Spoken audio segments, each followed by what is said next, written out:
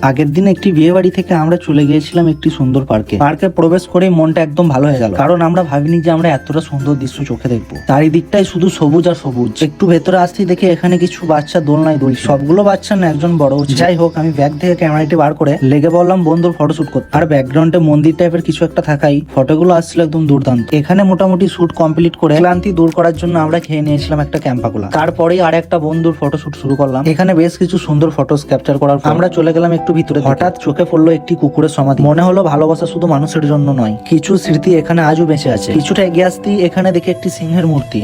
মনে হচ্ছে পুরো পার্কের পাহাড়দা। তারপর এই সুন্দর লেকের পাশে আমরা বসে কিছুটা বিশ্রাম নিয়ে নিয়েছিলাম। এখানে বসে থাকতে থাকতে দেখি লেকের উপরে ছিল একটি ছোট্ট নৌকা, যেটা দেখে একটু অদ্ভুত লাগলো। যাই হোক, হয়তো কোনো মেরামতের জন্য তুলে এনে রেখেছে। তারপর আমি আমার একটা বন্ধুকে বললাম আমারও কিছু ফটো তুলে দেওয়ার জন্য। ফটো তোলা কমপ্লিট করে পার্কের এক পাশে একটা ছোট বাংলো দেখলাম। ঘুরে দেখলাম পুরো জায়গা বেশ সুন্দর। মোটামুটি ঘোরা কমপ্লিট করে আমরা এখান থেকে বেরিয়ে পড়লাম। পার্ক থেকে বেরিয়ে আমরা চলে এলাম একটি পুকুর পাড়ে। আর জায়গাটা ছিল সত্যি খুব সুন্দর। তাই আমাকে মাসুদ বললো এখানে কিছু ফটো তুলে দেওয়ার জন্য। আমিও কিছু ফটো তুলে দিলাম মাসুদে। ফটো তোলা কমপ্লিট করে আমরা বাড়ির উদ্দেশ্যে রওনা দিই। এই পার্কটাই তোমরা যদি কেউ যেতে চাও আমাকে ইনবক্সে SMS করবে, আমি লোকেশন জানিয়ে দেবো। আর তোমরা কেউ যদি যেতে থাকো পার্কটাই, সেটাও কমেন্টে জানিও।